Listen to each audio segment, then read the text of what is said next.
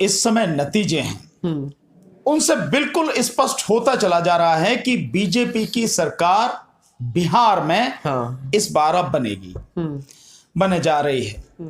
देखिए, मैंने बहुत पहले अरुण जी बार बार कहा है आपके साथ में, मैंने बहुत बार ये कहा है कि बीजेपी ने इस बार जिस तरह से गठबंधन किया है, जिस तरह से पूरी फील्डिंग की है, उस फील्डिंग का नतीजा ये है कि ये नीतीश कुमार को बिल्कुल यहां ठीक साफ कर देंगे।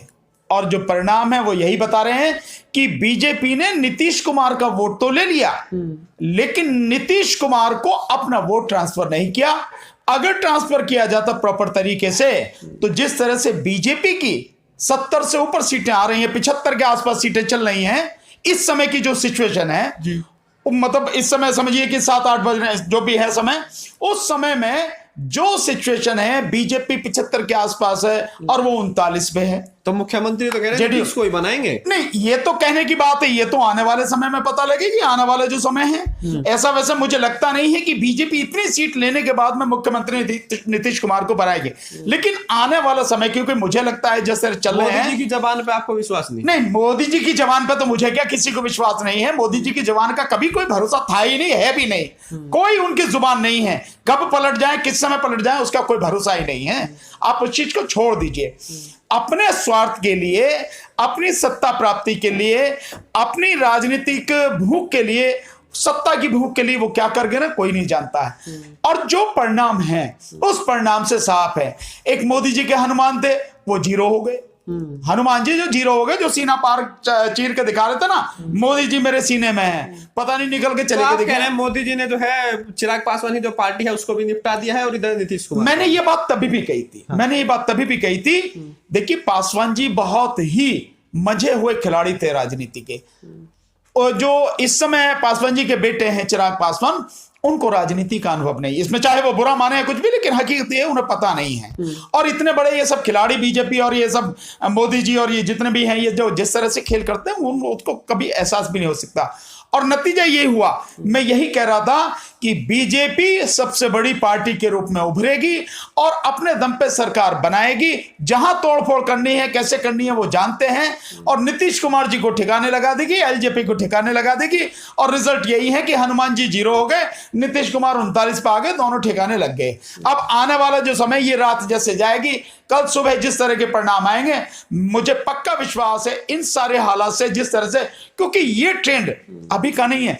ये ट्रेंड अगर आप देखें तो ट्रेंड ये 12 बजे के बाद से लगातार चल रहा है। और 12 बजे के बाद से बीजेपी का जो गठबंधन है एनडीए, वो लगातार ऊपर ही है। सो इस स्थिति को अगर हम देखते हैं तो एनडीए की सरकार बननी बने। और इसका केवल एक खेल है। मैंने बार बार कहा था, बहुत बार लोगों को चेता रहा था, खूब मैंने कस के कहा कि यह सब उसका खेल है, ईवीएम का खेल है। अगर ईवीएम का खेल नहीं होता, ईमानदारी से यह चुनाव होता, तो जो भीड़ आई थी तेजस्वी की रैलियों में, वो किराए की भीड़ नहीं थी, वो केवल तेजस्वी का चेहरा देखने नहीं आई थी। वो भीड़ वो थी जो तेजस्वी की बातों से सहमत थी और 10 लाख नौकरियां देने का जो वादा तेजस्वी ने कहा था, उससे प्रभावित थे। और बीजेपी का जो जंगल रास्ता, यूं कहो कि जो बुरा राम रास्ता, उससे बहुत बुरी तरह से परेशान से, लॉकडाउन में जिस तरह से परेशान हुए, उस सब के कारण जो प्रवासी मजदूर थे और उनके सारे लोग थे, वो बहुत परेशान थे, किसी हालत में उसको देखना नहीं चाहते थे। इसीलिए वो तेजस्वी के साथ में थे।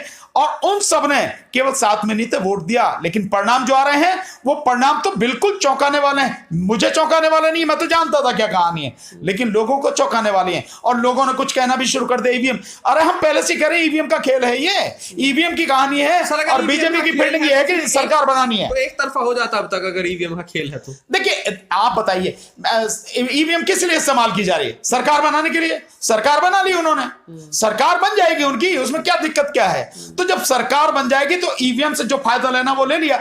ये भी तो उन्हें सेट। देखिए, इस मामले में मैं वाकई में बीजेपी के जो थिंक टैंक है, बीजेपी के जो रणनीतिकार हैं, योजनाकार हैं, वो वाकई बहुत ही शातिर दिमाग के लोग हैं। इस तरह की फील्डिंग बनाते हैं कि कोई दूसरा एहसास ही ना कर सके कि ये ईवीएम से हुआ है। ये उनकी कलाकारी है। उन्होंने उतना ही किया है जो जितने पे कभी आप एहसास ही नहीं कर सकते, लोग सोच भी नहीं सकते कि ईवीएम में खेल है। अन्यथा मैं दावे के साथ कह रहा हूं, जितने भी ये सारे हैं नीतीश कुमार जी मिला के, ये टोटल 70 सीट नहीं ला सकते थे। 120 की तो बात बिल्कुल नहीं ला सकते थे। ये पूरा एनडीए जो मिला के 70 सीट नहीं ला सकता था, लेकिन अब 70 से ज्यादा तो बीजेपी की हैं। तो ये सब ईवीएम का खेल है, किस तरह से खेलना है ये वो जानते हैं, ताकि जो इसके विरोध में आंदोलन, हम जैसे लोग जो लगातार बोल रहे हैं, लगातार आंदोलन की बात कर रहे हैं, और अब राष्ट्रीय स्तर पर आंदोलन हम खड़ा करने जा रहे हैं, उस सबको थोड़ा सा जो है धक्का लगे, इसलिए ये सारी चीजें की जा रही हैं। तो सेटिंग बहुत तरीके से की गई है, ईवीएम का खेल है।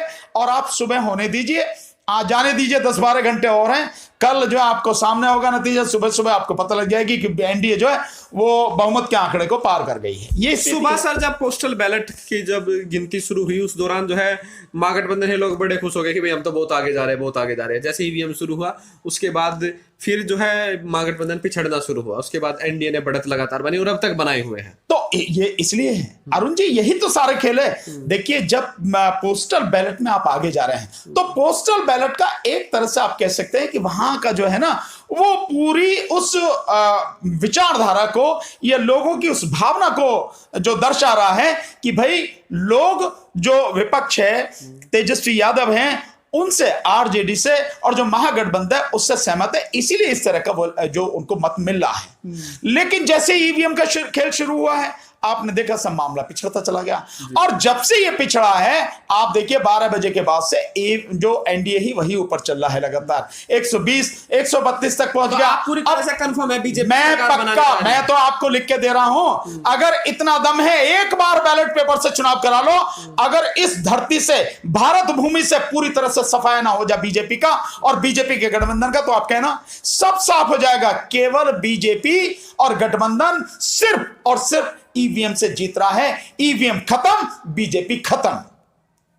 तो आपका साफ तौर से कहना है कि ये जो वोट मिली है, ये जो बीजेपी के खाते में जो इतनी सारी वोटें जा रही है, ये जनता ने नहीं दिया है। निश्चित रूप से इतने वोट मिल ही नहीं सकती, उन्हें इतनी वोट है ही नहीं। आपने तो कवर किया है। मैं तो, चलिए मेरी बात छोड़ दीजिए, आपने वाले कह रहे हैं हमारे वोटर साइलेंट वोटर है। ये सब बेकार की बातें हैं। साइलेंट वोटर साइलेंट जैसा होता तो जितना साइलेंट था उस वोट ना, उसी हिसाब से वोट देनी थी। लेकिन जो मुखर होके बोल रहा है, आपको साइलेंट दिखाई दे रहा, मुखर होके बोलने वाला नहीं दिखाई दे रहा। जो मुखर होके तेजस्वी की उसमें जो रेला कर रेला आ रहा है, वो किराए के हुड़दंग नहीं थे, वो नौजवान थे, वो लोग वो थे, दुखी थे, पीड़ित थे, बीजेपी की राज से पीड़ित थे, मोदी जी की नीतियों से पीड़ित थे, मोदी जी के झूठ से परेशान थे। वो सारे के सारे सैलाब था, जन सैलाब, जो तेजस्वी के साथ में था।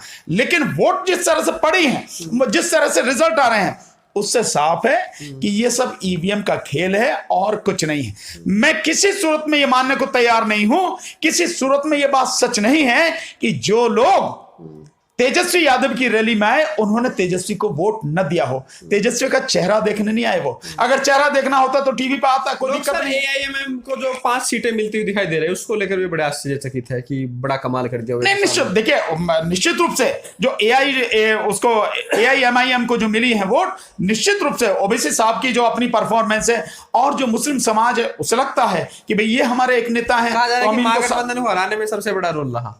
आप देखिए कि सीमांचल में जिस तरह का उन्हें सपोर्ट मिला है ओबीसी साहब को, तो अगर वो वोट उन्हें नहीं मिलती तो वो कम से कम बीजेपी को तो नहीं मिलती। आप लिख लिए दावे के साथ में कि जितना वोट और परसेंटेज उनको मिला है, 30%, कहीं 50%, जिस तरह से उनको वोट मिला है सीमांचल में, वो वोट कम से कम बीजेपी का नहीं था, वो वोट मुस्लिम वोटर था।